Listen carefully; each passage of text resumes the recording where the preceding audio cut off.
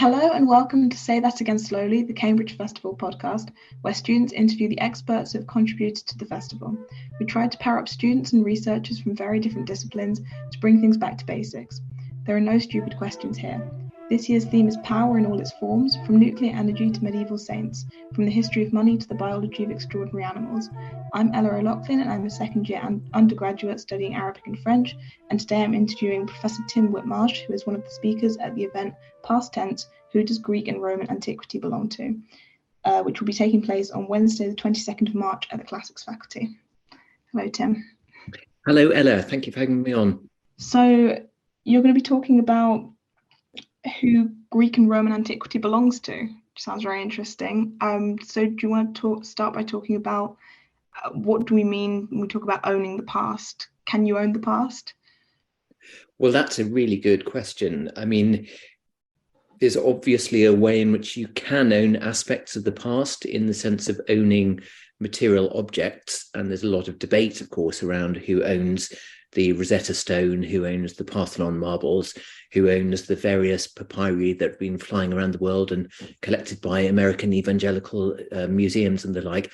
A lot of controversy around this question of heritage objects and who owns them and who gets to decide whether they leave the country, what the market value of them is, and all that sort of thing. But a separate question is, when we're studying ancient cultures, are they intimately connected to one modern culture or not? Or are they actually part of a global heritage? And that's a much more open-ended question, really. And it's very hard to define the ownership links between past and present in that sense. So, for example, there are also, my area, ancient Greece and Rome, there are all sorts of ways in which modern Europeans feel connected to the ancient Greeks and the Romans in a way that perhaps people from China or Japan might not. Nevertheless, there's no real precise way of defining that connection. There are no DNA links between modern culture and ancient culture. So if classical cultures had quite a big influence on the culture that we have here in the 21st century in Britain, for example, in like art and philosophy, would it be right to say in some ways that element of the culture belongs to everyone here? Which element of the culture do you mean? Do you mean the modern stuff or the ancient stuff? The kind of intangible parts of the ancient culture. So like, for example, the philosophy, the kind of thought that has been developed over time and we still see in modern philosophy.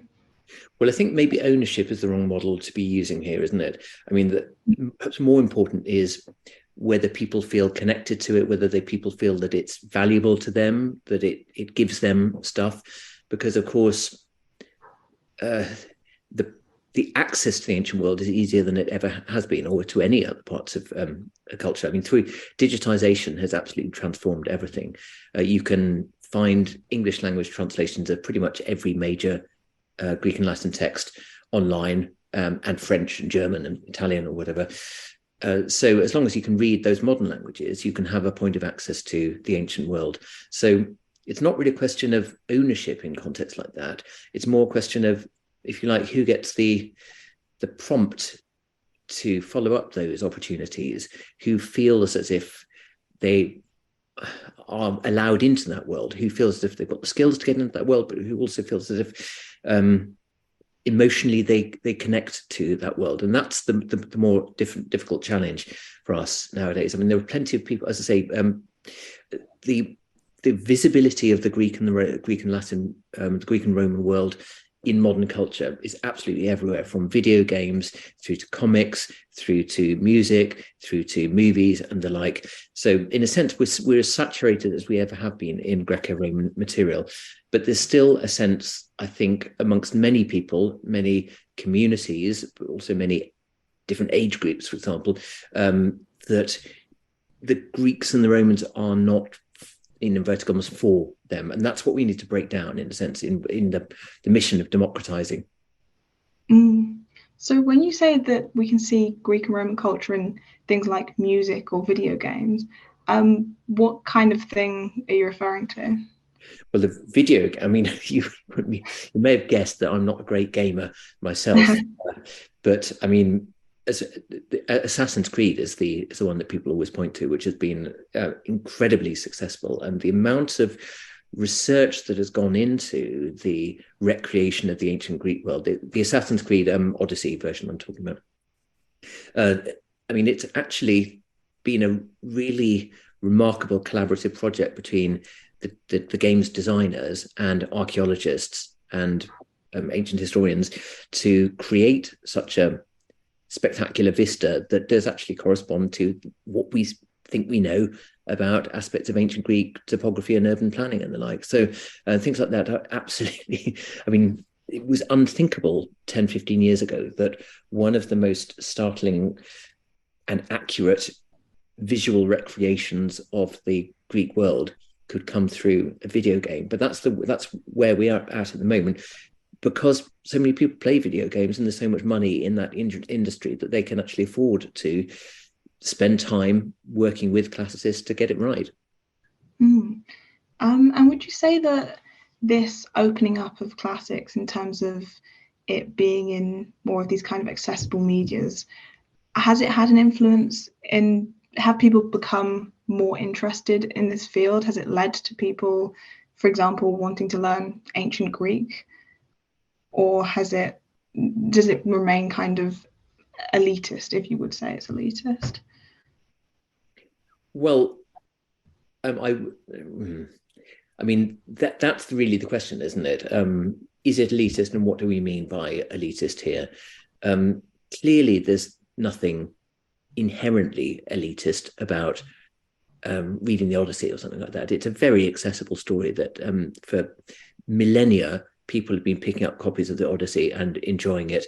And there have been versions that have been read to kids and the like. So there's no barrier between any one human being and enjoying a good story from the ancient world.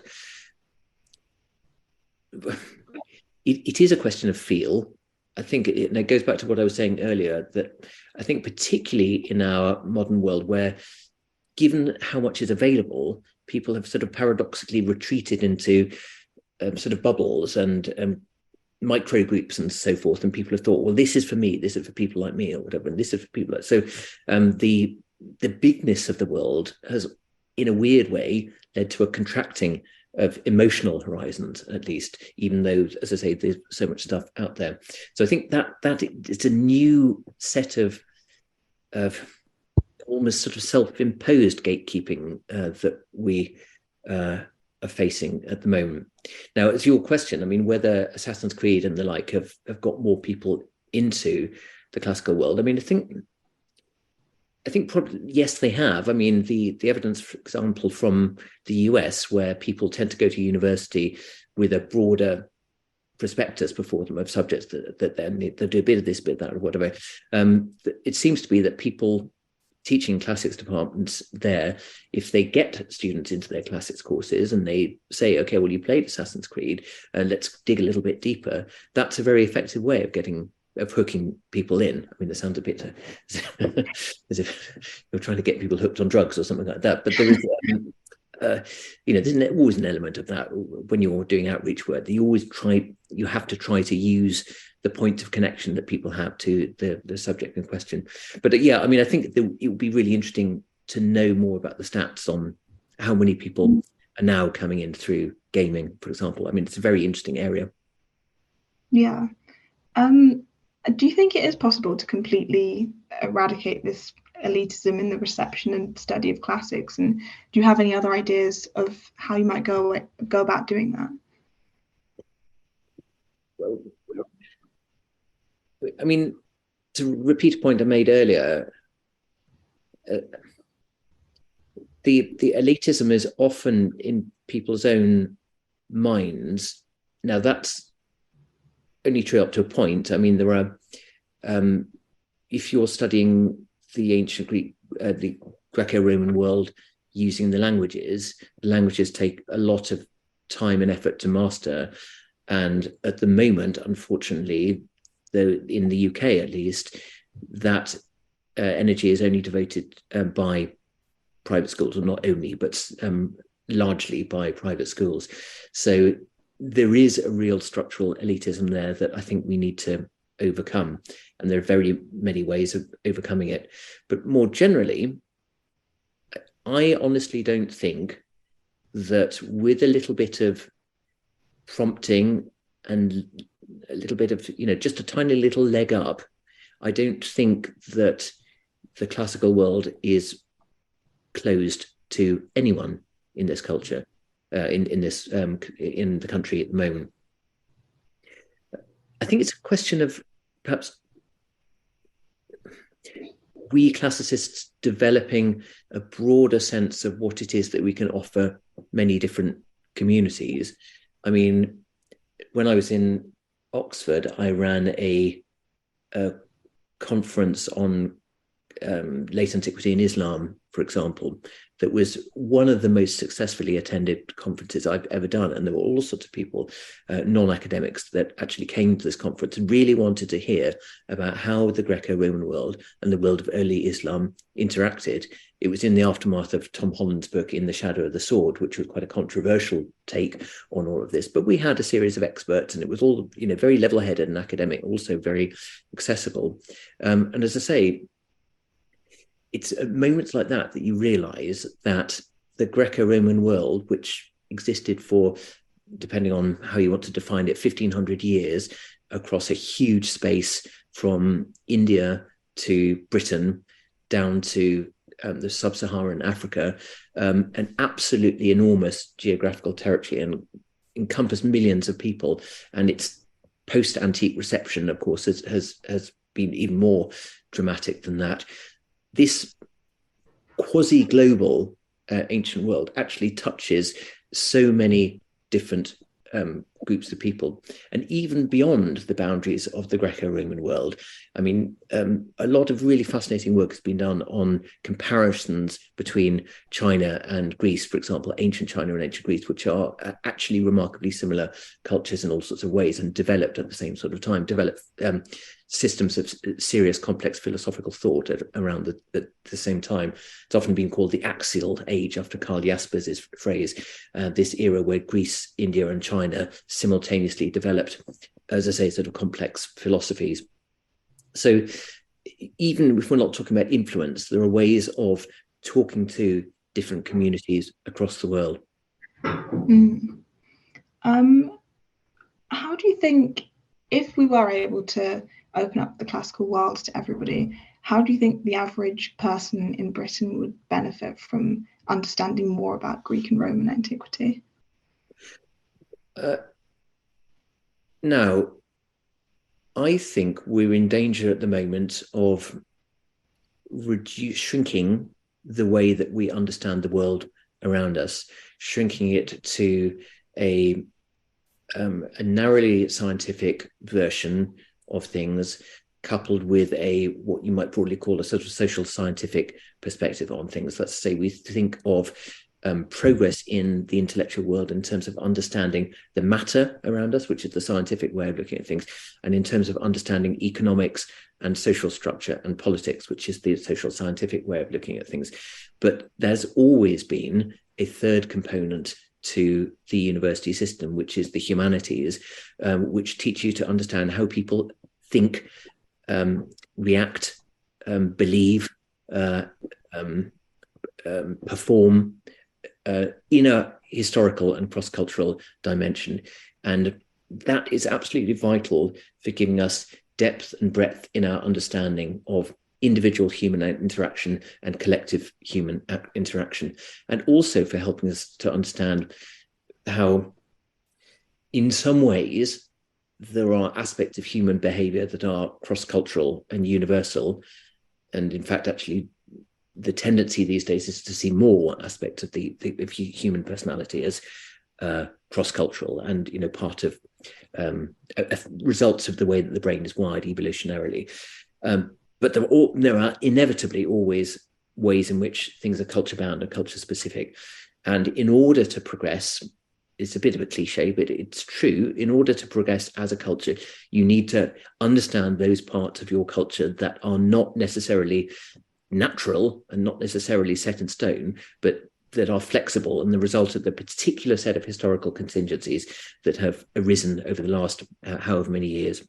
So looking at humanity in all of its depth and breadth, and that includes its ancient depth and breadth, is absolutely critical. Now, the Greeks and the Romans give us the best documented ancient society. Greece, India and China, as I say, are very richly documented ancient society, but we don't have that volume of material and diversity of material for any other culture than for the Greco-Roman world. It's our best window onto a pre-modern, non-Christian world, a complex society, which is not for a minute to say that studying other pre-modern, non-Christian societies is not valuable, but it is an amazing resource that we have in the Greco-Roman world. I'm not one of these people who puts it on a pedestal and says we must study it because it's inherently superior or the like, but I think that just, as I say, the volume of evidence and the richness of our secondary literature, if you like, the richness of our scholarly reflections on this sort of material means that it's an absolutely invaluable resource for unthinking modernity. Do you think also the fact that there's so much material about this, about Greco-Roman antiquity, could also be an argument for why we should put more focus on studying other pre-modern civilizations? Because there's historically been more resources, more funding for studying this, but perhaps if we were able to put more focus, encourage people into studying other areas of the world, then perhaps we would be able to get a different angle on these pre-modern civilizations. I would love to see a ancient cultures network that shared understandings of ancient cultures in general, including South American and indeed North American ancient cultures, African ancient cultures, Pacific ancient cultures and the like, and just helped us to enrich our sense of the diversity of pre-modern responses. I mean, I think just as I said earlier, that modern culture needs to unlearn its modernity, I think classicists benefit hugely from comparative work that shows the limits of the habits and the instincts that were operative in Greco-Roman antiquity and the way in which their neighbors were operating differently. Now, that said, Greece and Rome there's less and less resource going into the study of classical stuff decade by decade. So I don't think it's a terribly beneficial way of looking at things to say we should study the Greeks and the Romans less and divert some of that resource. I think we need to have more resource generally for ancient world studies. What do you mean by unlearning modernity? I mean that, good question. I mean, the simple way of thinking about that is that the modern West has become a very, very confident culture that has come to believe that its way of doing things is absolutely inevitable. So realizing that ways of organizing society, ways of thinking about the value of money, ways of thinking about our relationship to the planet, our relationship to each other, our relationship to religion and the like are not normal, but the results of a particular set of historical circumstances. I think that's an extremely valuable lesson, and that does come with studying either other modern cultures or older cultures. So I meant that at one level, but there is a secondary level there as well, which I'm thinking really about the work of the dear departed recent Bruno Latour, who wrote a book called We Have Never Been Modern, which was really a way of attacking the Enlightenment idea that we are moving towards greater senses of we're getting better at understanding things, and that sense that being in the modern world somehow gives us a unique perspective, a unique vantage on things. It's complicated because, I mean, I actually do myself partially believe that we have become, I mean, the evidence isn't always overwhelming, but I think we have become better at understanding many things. I think the debates around gender, debates around ecology and the like, these are evidence that we're getting better at understanding our moral obligations to others and to the planet. But I don't think I don't think it's true in its entirety to say that modernity has seen progress. I think we've gone backwards in very many ways. What ways do you think we've gone backwards then? I think in terms of understanding our relationship to others I think nowadays there is a tendency to understand our relationships to others in more instrumental ways and in less affective ways. In terms of, I think we've lost, I mean, this makes me sound like a dreadful old conservative, but, you know, we have lost a sense of what a community is. And I think that's partly a result of trying to adjust to the rapidity of change over the last 100 years or so. I mean, the process of global industrialization and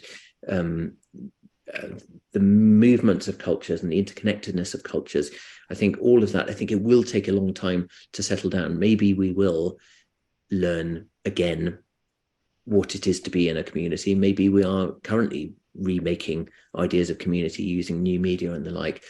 But I still think that the modern West hasn't really developed an ethics to parallel these rapid changes.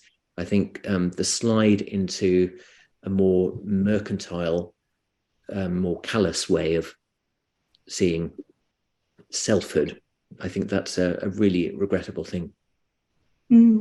Was there a strong sense of community in these like Greco-Roman periods? Yes, absolutely. Yeah. Yes. I mean, for the Greek world, throughout most of Greek antiquity, life was centered on the city-state, and the city-state was viewed in incredibly cohesive terms. I mean, the number of festivals that you have, I mean, a sacrifice, for example, is at one level a religious event where you kill an animal and you offer it to the gods, but it's also a big party. It's an opportunity to share food together. And they invested an awful lot of time in being together.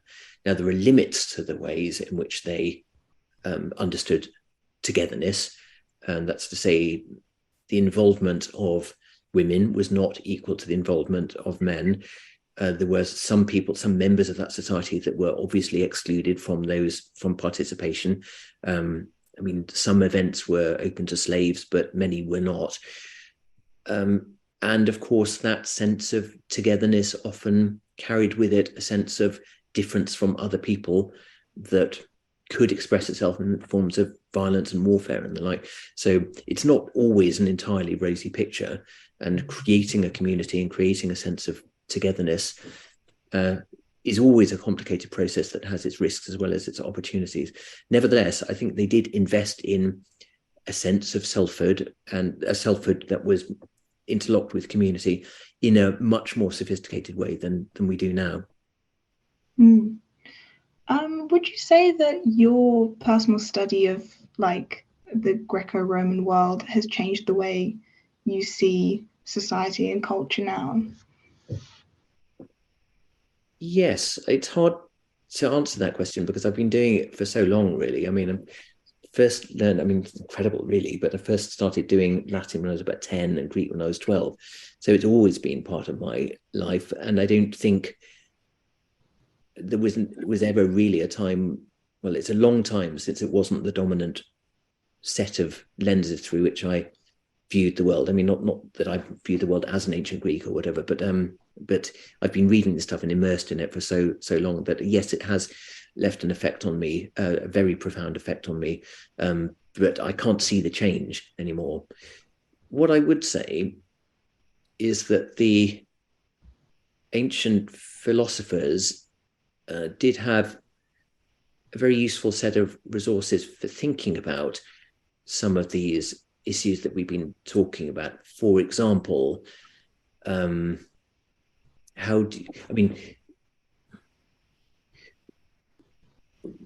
to shift slightly, the Stoics and the Epicureans, these are two philosophies that developed in the Hellenistic period. Both of them were broadly materialist in different ways. That's to say, they understood the world not in terms of the soul,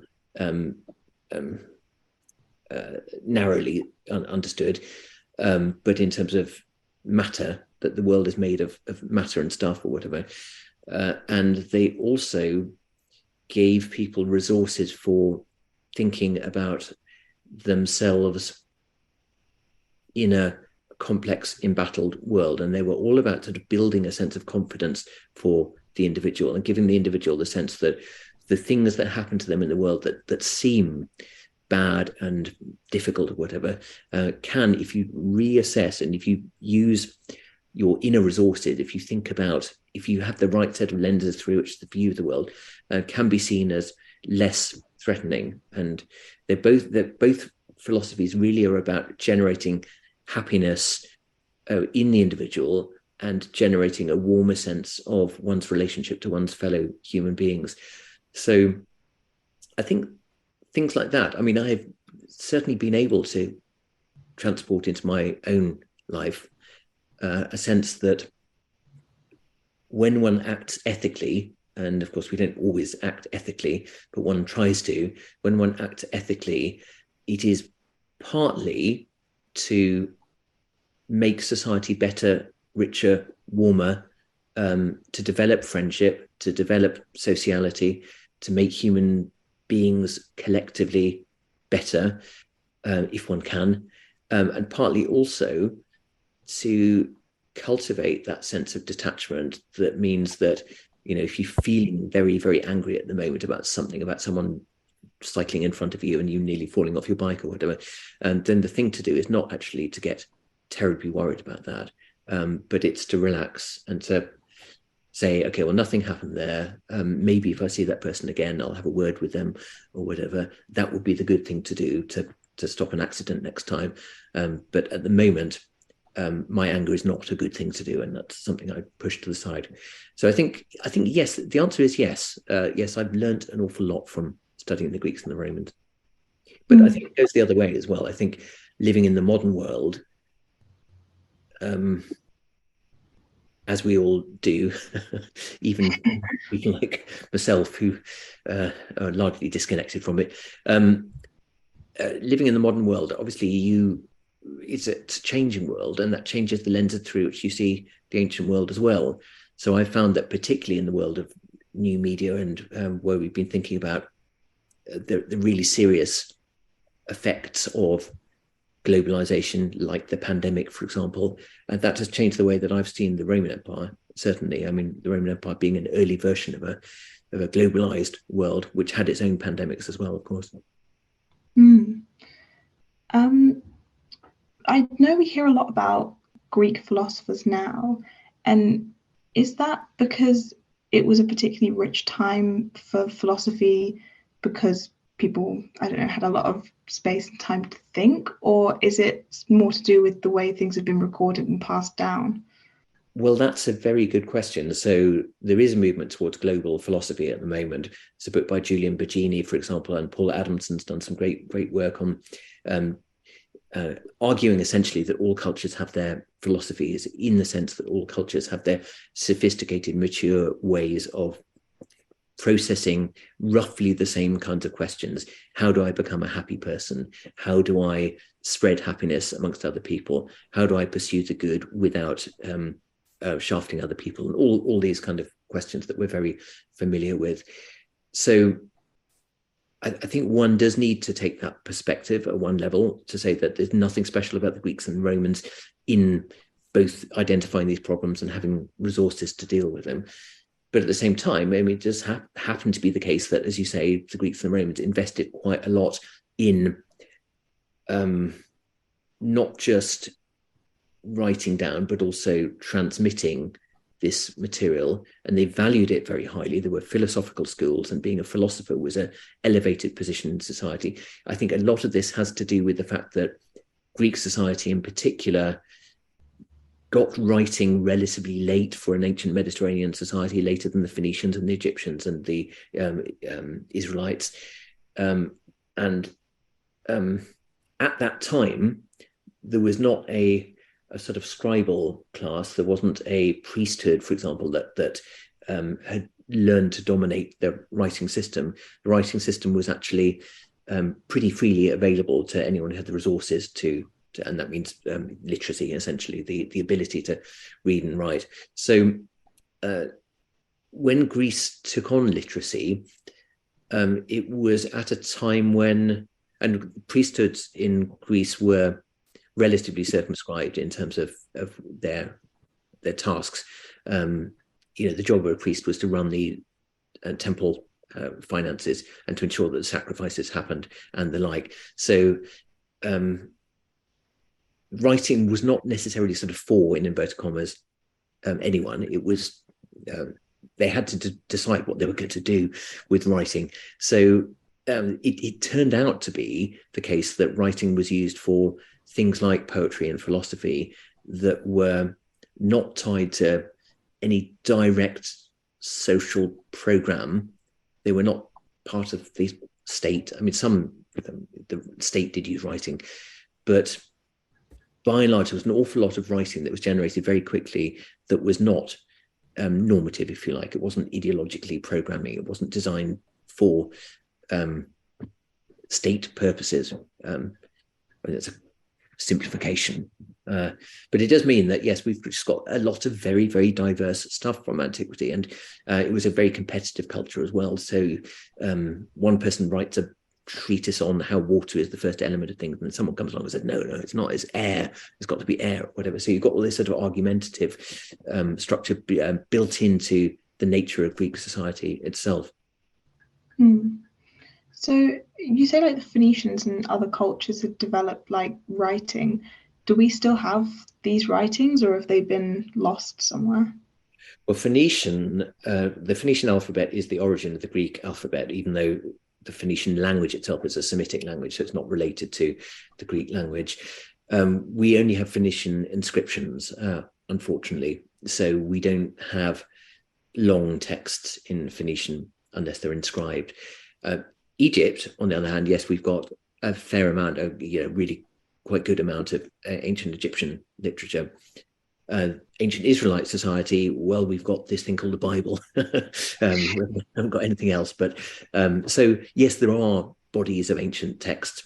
Ugaritic culture, another Semitic culture, was discovered in I think the 20th century, and that was a really transformative moment when it was realized that there was another ancient culture from the Levant that how it was sophisticated and used writing and the like.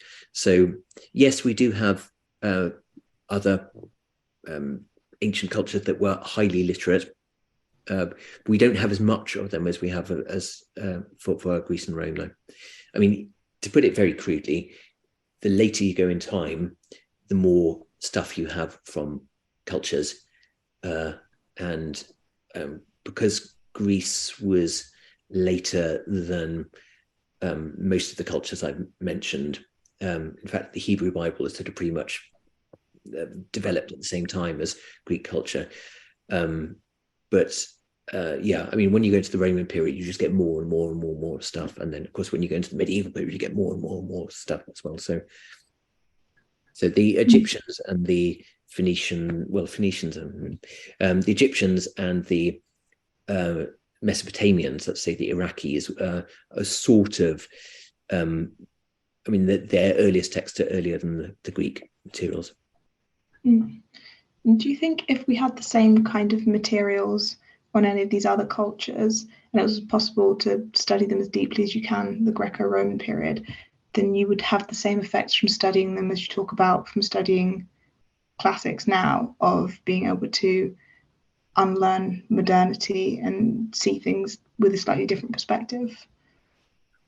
I think we've got enough materials. I mean, people spend a lifetime studying ancient Egypt, obviously, and ancient Assyria and ancient Ugarit and ancient Israel and the like. So I wouldn't want to make an exclusive claim for classics on those. I mean, I know it sounded a bit as if earlier I was saying that the Greeks and the Romans are, have just so much more, and they do have so much more evidence than other ancient cultures. But yeah, no, I mean, you can have a very effective career thinking through the differentness of ancient cultures using other cultural lenses to the Greeks and the Romans. Mm. And what do you think the future of the study of classics is going to look like? How do you see it changing in the future? As I mentioned earlier, I think we're moving away from the model which has been dominant for the last 20, 30 years, more 40 years, of seeing the ancient world as entirely separate from our world, and thinking more about universalism and thinking more about ways in which the brain is actually a cross-cultural constant. So cognitive studies, essentially, I think is becoming really important. But more generally, as I say, I think people are trying to think about humanity as a sort of think about points of connection between different cultures more than they were in terms of points of difference, which means broadly a more sort of scientific approach to things. I think also talking about science, I think that the digital humanities revolution has only really just begun. Our tools at the moment are very useful, but essentially quite crude at the moment. I think that, when it comes that we can, there's a project at the moment to supplement ancient inscriptions through a form of AI. That's absolutely fascinating. That will be transformative. I should just say thank you very much, Ella. It was a really interesting conversation. Okay, thank you as well, Tim. Make sure to follow the Cambridge Festival on Facebook, Twitter, Instagram, and YouTube for more fascinating events, and follow the Say That Again Slowly podcast for more conversations with this year's experts on the theme of power in all its forms. Thank you for listening.